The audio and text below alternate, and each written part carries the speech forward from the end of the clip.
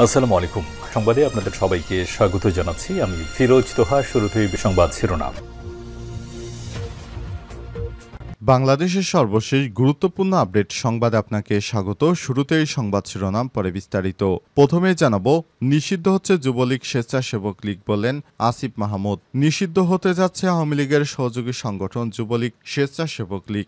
গতরাতে যুব ক্রীড়া উপদেষ্টা আসিফ মাহমুদ সজীব ভুঁইয়া নিজের ভেরিফাইড ফেসবুক পোস্টে এই তথ্য জানান। পোস্টে তিনি লিখেন, নিষিদ্ধ হতে যাচ্ছে আওয়ামী লীগের সহযোগী সংগঠন যুবলীগ স্বেচ্ছাসেবক লীগ। সপ্তাহখানেক আগে থেকেই প্রসেস করে সব ফরমালিটি শেষ করা হয়েছে। এখন চূড়ান্ত নিষিদ্ধ হতে যাচ্ছে এই সংগঠনগুলো। তবে প্রধান উপদেষ্টার কার্যালয়ের সামনে আওয়ামী লীগ নিষিদ্ধের দাবিতে গতকাল থেকেই আজও বিক্ষোভ চালিয়ে যাচ্ছে বিভিন্ন ব্যানারে জনতারা।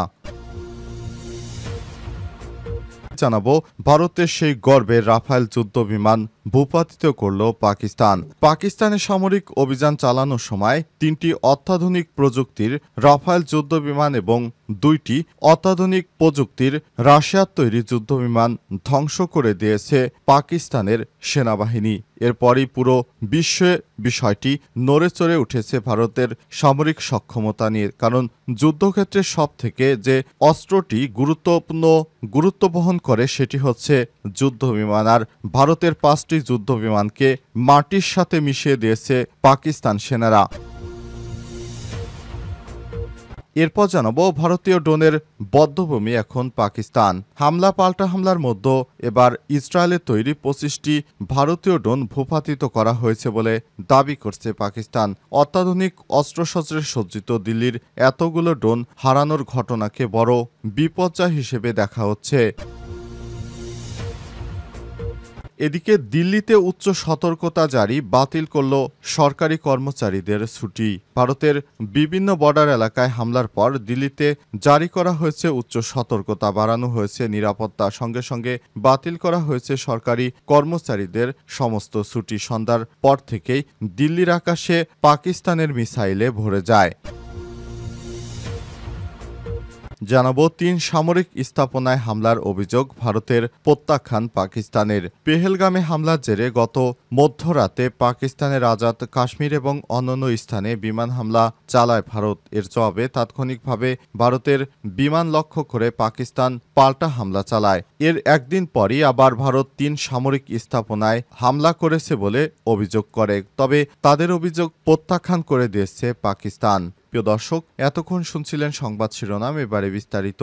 তবে তার আগে বন্ধুরা, অনুরোধ থাকবে এই সংবাদটিতে একটি লাইক দিন। এই চ্যানেলে আপনি নতুন হয়ে থাকলে আমাদের সংবাদটি দেখতে দেখতে চ্যানেলটি সাবস্ক্রাইব করে রাখুন। কমেন্ট করে বন্ধুরা আপনার মূল্যবান মতামত জানিয়ে দিন আপনি বিশ্বের কোন দেশ থেকে বা বাংলাদেশের কোন স্থান থেকে আমাদের সংবাদটি দেখছেন এবং শুনছেন। আর বন্ধুরা, ভারত পাকিস্তান যুদ্ধে আপনি কোন দলকে সমর্থন করেন কমেন্ট করে জানিয়ে দিন। এবারে বিস্তারিত।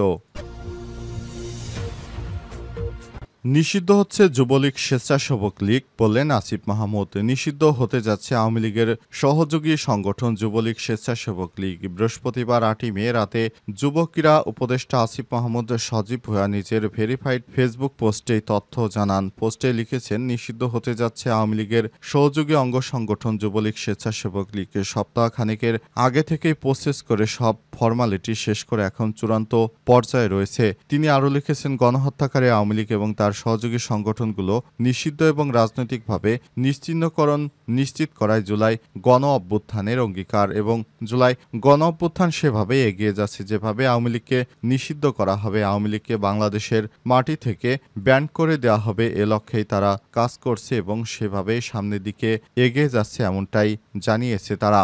নিষিদ্ধ করার পাশাপাশি এসব সংগঠনগুলো পরবর্তীতে যেন বাংলাদেশে আর কোনো ধরনের রাজনৈতিক কর্মকাণ্ড চালাতে না পারে সেজন্য সতর্ক করা হয়েছে এবং আগামীতে কেউ যেন এই ধরনের কর্মকাণ্ড আওয়ামী লীগের একনায়তন্ত্র কেউ প্রতিষ্ঠা করতে না পারে সে ব্যাপারে সচেষ্ট রয়েছে তারা। বিশেষ করে গত রাত থেকেই আওয়ামী লীগ নিষিদ্ধের দাবিতে আন্দোলন করে যাচ্ছে ছাত্র জনতারা। তাদের ব্যানারে বিভিন্ন জায়গা থেকে মিছিল আসছে, পাশাপাশি সেখানে আজ যোগ দিয়েছে বাংলাদেশ জামাত ইসলামের নেতাকর্মীরা। তারাও জানিয়েছে আওয়ামী লীগকে নিষিদ্ধ করতে হবে, দেশে আওয়ামী আওয়ামী লীগের আর ঠাঁই নেই। বর্তমানে আওয়ামী লীগকে কোনোভাবেই আর বাংলাদেশের মাটিতে নতুন করে প্রবেশ করতে দেওয়া হবে না, এমন অঙ্গীকার করছেন তারা। ভারতের গর্বের রাফাল ভূপাতিত করল পাকিস্তান। পাকিস্তানে হামলা করতে গিয়ে অন্তত 5টি যুদ্ধবিমান হারিয়েছে ভারত। তবে ভারত প্রথমে বিষয়টি স্বীকার করেনি। তবে বিভিন্ন বিদেশি গণমাধ্যম যখন সংবাদ প্রকাশ করতে শুরু করে তখনই ভারত অবশেষে স্বীকার করেছে তারা তাদের রাফাল যুদ্ধবিমান হারিয়েছে।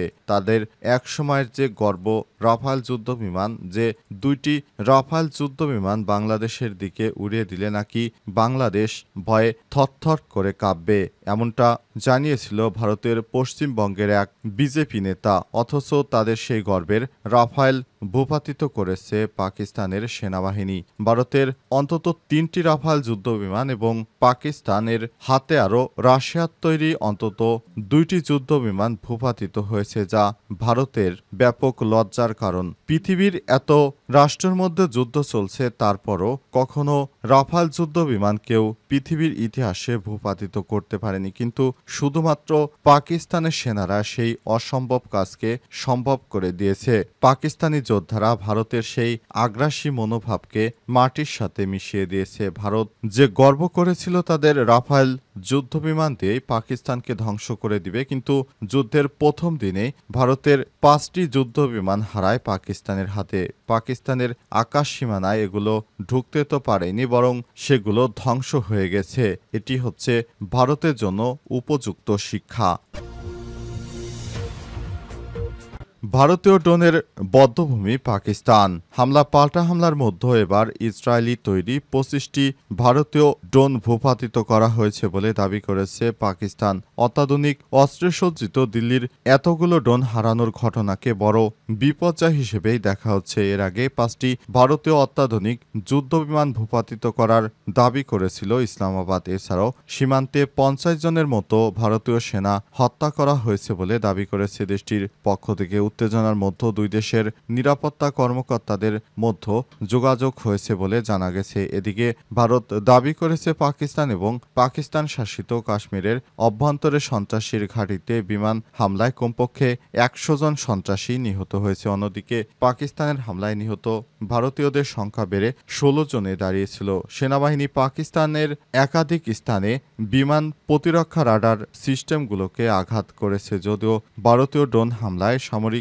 স্থাপনা ক্ষতির দাবি খারিজ করে দিয়েছে পাকিস্তান। সংঘাতের মধ্যে দুই দেশের নেতারা হুঙ্কার দিয়ে যাচ্ছেন। জাতির উদ্দেশ্যে দেওয়া ভাষণে পাকিস্তানের প্রধানমন্ত্রী শাহবাজ শরীফ নিরপরাধ শহীদদের প্রতি ফোঁটা রক্তের বদলা নেওয়ার ঘোষণা দিয়েছেন। অন্যদিকে ভারতের প্রধানমন্ত্রী এস জয়শঙ্করও সাফ জানিয়ে দিয়েছেন হামলা হলে কঠোর জবাব দেওয়া হবে। প্রতিবেশী দুই দেশের সংঘাত যখন চরম পর্যায়ে পৌঁছেছে তখন তাদের মধ্যে শান্তির দূত হওয়ার আগ্রহ প্রকাশ করেছে যুক্তরাষ্ট্রের প্রেসিডেন্ট ডোনাল্ড ট্রাম্প। এছাড়াও বেসামরিক নাগরিকদের জীবন রক্ষার জন্য ভারত ও পাকিস্তানকে সংযম প্রদর্শন, উত্তেজনা কমানো এবং আরও হামলা করা থেকে বিরত থাকার আহ্বান জানিয়েছে ইউরোপীয় ইউনিয়ন। খবর বিবিসি, রয়টার্স এবং অন্যান্য বিদেশি গণমাধ্যম। দিল্লিতে উচ্চ সতর্কতা জারি, বাতিল সরকারি কর্মচারীদের ছুটি। ভারতের বিভিন্ন বর্ডার এলাকায় হামলার পর দিল্লিতে জারি করা হয়েছে উচ্চ সতর্কতা। বাড়ানো হয়েছে নিরাপত্তা, সঙ্গে বাতিল করা হয়েছে সরকারি কর্মচারীদের ছুটি। সন্ধ্যার দিকে এক আদেশে দিল্লি সরকারের পরিষেবা বিভাগ তার কর্মীদের পরবর্তী নির্দেশ না দেওয়া পর্যন্ত ছুটিতে যেতে নিষেধ করেছে। খবর এনডিটিভির। দিল্লির ঐতিহাসিক যুদ্ধ স্মারক ইন্ডিয়া গেট থেকে পর্যটক, ব্যবসায়ী সকলকে চলে যেতে বলা হয়েছে। পুলিশ ঘোষণা দিয়ে এলাকা ছেড়ে সবাইকে চলে যেতে বলেছে। ওই এলাকা নিয়ন্ত্রণে নিয়েছে যান চলাচল। কর্মকর্তারা জানিয়েছে যে কোনো জরুরি পরিস্থিতিতে স্বাস্থ্য দুর্যোগ ব্যবস্থাপনার প্রস্তুতি পর্যালোচনা করার জন্য জেলা ম্যাজিস্ট্রেটরা তাদের অধস্তনদের সাথে বৈঠক করছেন। একজন পুলিশ কর্মকর্তা জানিয়েছেন যে কোনো পরিস্থিতিতে পুলিশ সতর্ক থাকবে এবং সক্রিয় থাকবে। বাড়ানো হয়েছে রাতের নজরদারি। ঝুঁকিপূর্ণ এলাকাগুলোতে মোতায়েন করা হয়েছে অতিরিক্ত পুলিশ। উল্লেখ্য, গতকাল রাতে ভারতের বেশ কিছু স্থানে বিস্ফোরণ হয়। এরপর ব্ল্যাক আউট হয়ে যায় পুরো ভারতের বিভিন্ন শহর। এরপরই সেখানে পাকিস্তান মুহুর্মুহুর হামলা চালায়। এই হামলায় কী পরিমাণ ক্ষয়ক্ষতি হয়েছে তা এখনও ভারতের পক্ষ থেকে বলা হচ্ছে না। ভারতের 5টি যুদ্ধবিমান ধ্বংস হলেও তারা একবারও মুখ ফুসকে বলেনি যে আমাদের যুদ্ধবিমান ধ্বংস হয়েছে। কিন্তু শেষ পর্যন্ত রাফায়েলের সেই নির্মাতা প্রতিষ্ঠান ফ্রান্সই জানিয়ে দিয়েছে রাফায়েল ধ্বংস হয়ে গেছে।